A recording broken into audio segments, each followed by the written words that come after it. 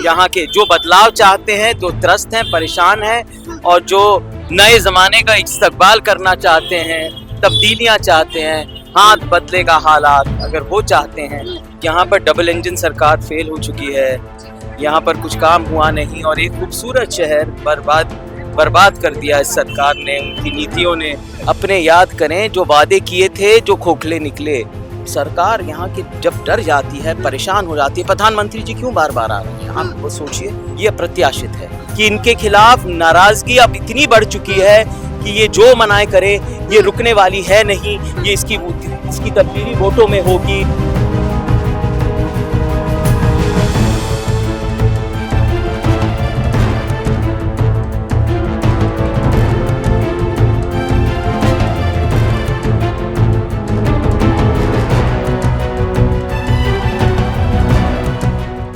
नमस्कार, हमारा नाम है समरीन और आपने देखना शुरू कर दिया है लाइव सिटीज।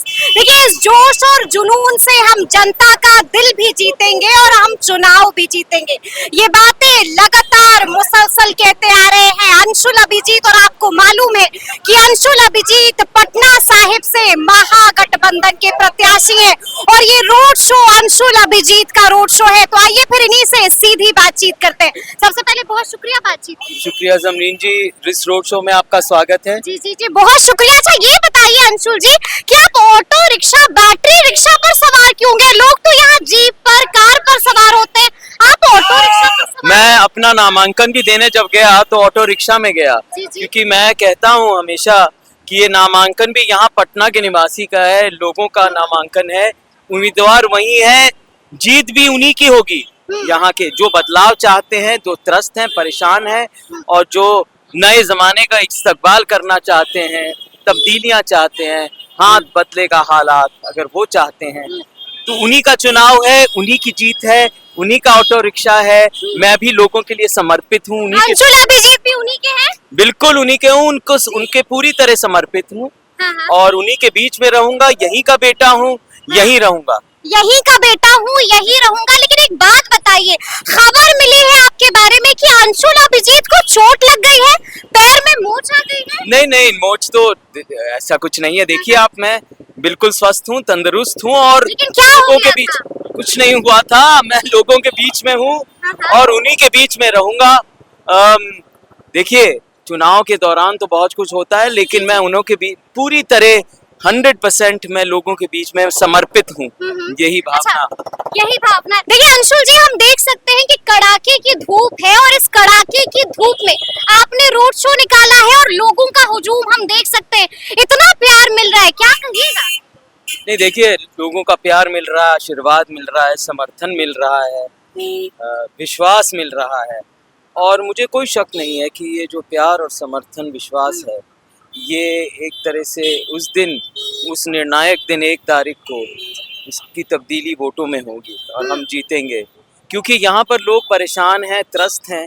मौजूदा सांसद रविशंकर जी उनके बीच में कभी आए नहीं, हालात को समझे नहीं, दूरी रहते थे और अब लगता है कि हमेशा के लिए यहाँ की जनता उनको दूर कर देगी। हमेशा के लिए यहाँ की जनता दूर कर देगी। लेकिन एक कठिन सवाल आपसे पूछते हैं, जबरदस्त भीड़ है यहाँ पर, लोग तो कह रहे हैं कि सिर्फ अंशुल को देखने आ रही है ये भीड़, वोट में नहीं तब्दील होगी। अंशुल जी, टेंशन वाली बात है? क्यों नहीं, नहीं जरूर होगी।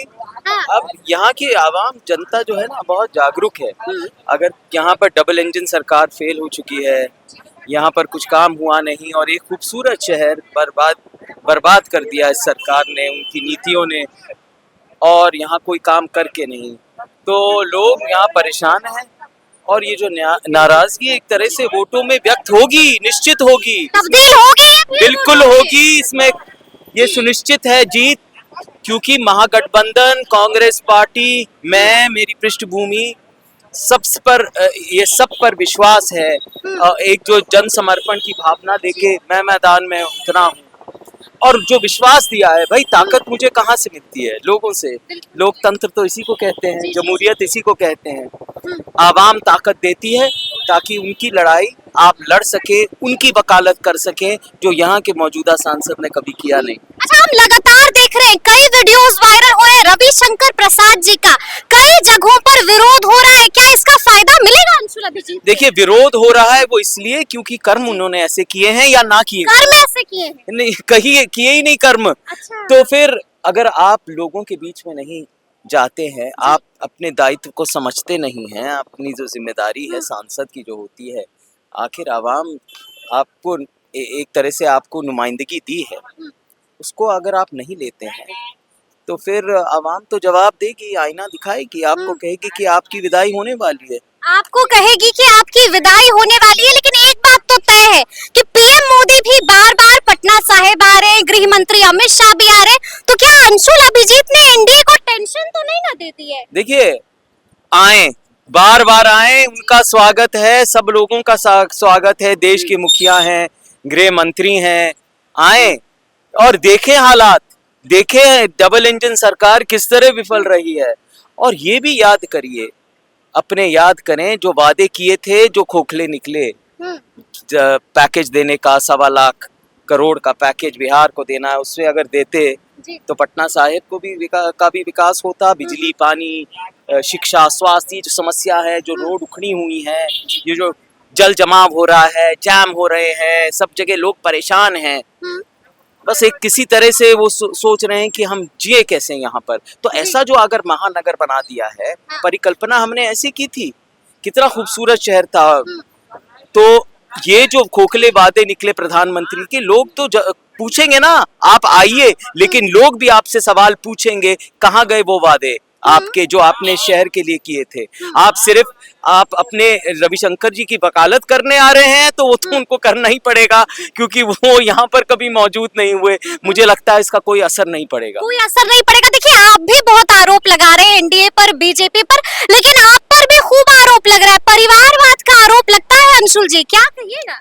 जो आरोप लगता है ना, जिसको कहते हैं आप ये आरोप है, वो तो मेरी शक्ति है, शक्ति है ये, वो मेरी ऊर्जा है, ये आपका स्ट्रेंथ है। अरे भाई, वही तो मुझे शक्ति और ताकत देती है। कि मेरी पृष्ठभूमि, बाबू जगजीवन राम, सुमित्रा देवी जो मेरी दादी थी, यहाँ की नगर विकास मंत्री थी, बिहार की पहली महिला कैबिनेट मिनिस्टर, या माँ श्रीमती मीरा कुमार, उनकी सियासत से, उनके जन समर्पण से, श्रद्धा भाव से तो मुझे बहुत शक्ति मिलती है। और मेरी जो भावना है वो एक तरह से वही एक विरासत है।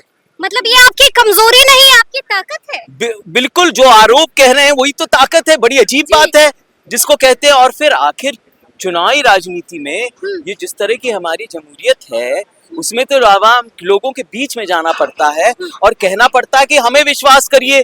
तो ये लोगों को तय करने दीजिए ना, लोगों को तय कर लीजिए कि क्या क्या होता है। और अब तक मुझे लगता है जैसे चुनाव होते आ रहे हैं, दशकों से आप देखती आ रही हैं, आपको तो बहुत तजुर्बा है।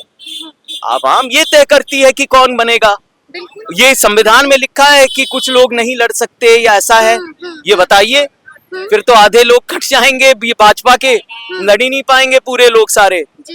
तो देखिए, ध्यान भटकाने वाली बात है। आपने कुछ किया नहीं, आर्थिक व्यवस्था का संचालन इतनी बुरी तरह किया, ध्वस्त कर दिया। नोटबंदी प्रहार था, जीएसटी जैसे लाए, और यहाँ पर जो लॉकडाउन हुआ, जो हमारे प्रवासी जो भाई हैं, जनता भूली नहीं है। कैसे भूलेगी? कफन बांध के निकले थे घर के लिए, कोई पहुंचा भी नहीं, भूल सकती है। और यहाँ पर ऑक्सीजन की किल्लत की वजह से लोग तड़प रहे थे। कहाँ थे ये लोग? कहाँ थे हमारे सांसद? कहाँ थे ये लोग? कहाँ थे हमारे सांसद? लेकिन एक बात बताइए, सारण मामला तो मालूम होगा आपको जी, रोहिणी आचार्य पर केस हो गया, क्या कहेंगे अंशुल? नहीं, देखिए, यहाँ पर बहुत ध्यान भटकाने वाली बातें हो रही हैं। सियासत तो चल रही है। जब सरकार यहाँ की जब डर जाती है, परेशान हो जाती है, प्रधानमंत्री जी क्यों बार बार आ रहे हैं? आप वो सोचिए, ये अप्रत्याशित है। तो कुछ तो वजह होगी ना। जो दबाव में रहते हैं, डर जाते हैं, तो बहुत सारी चीजें होती हैं। रोहिणी आचार्य के खिलाफ षड्यंत्र है? बिल्कुल है, महागठबंधन के खिलाफ है, लगे हुए हैं, क्योंकि इतना दबाव है, इतने परेशान है। ये लोग जानते हैं कि इनके खिलाफ नाराजगी अब इतनी बढ़ चुकी है कि ये जो मनाए करे, ये रुकने वाली है नहीं। ये इसकी तब्दीली वोटों में होगी। महागठबंधन 1 तारीख को मैं पटना साहिब से मैं नहीं जनता जीतेगी। कितने मतों से जीतेंगे अंशुल? देखिए, भारी बहुमत से जीतेंगे। आंकड़ों के ये जाल में आप अच्छा बेहतर जानती हैं। लोगों के बीच में आप रहती हैं, मैं भी रहता हूं, ये आप समझ गई हैं। लेकिन यहाँ जो भावनाएं हैं, वो वोटों में उसकी तब्दीली होगी, भारी मतों से जीतेंगे और एक नया सवेरा आएगा, एक नया जमाना आएगा, तकदीर बदलेगी। चलिए, तो सुना आपने क्या कुछ कहा है अंशुल अभिजीत जी ने। देखिए, बड़ी बात कह दी है और साफ साफ कह दिया है कि इस बार जनता ने ठान लिया है कि वोट से चोट देंगे। तो अब देखना होगा कि आगे आगे क्या कुछ होता है। तो ये पूरी बातचीत आपको कैसी लगी है, कमेंट करके हमें जरूर बताइएगा। तो ऐसे तमाम अपडेट्स के लिए ऐसे ही हमारे साथ बने रहिएगा और देखते रहिएगा लाइव सिटीज। बहुत शुक्रिया।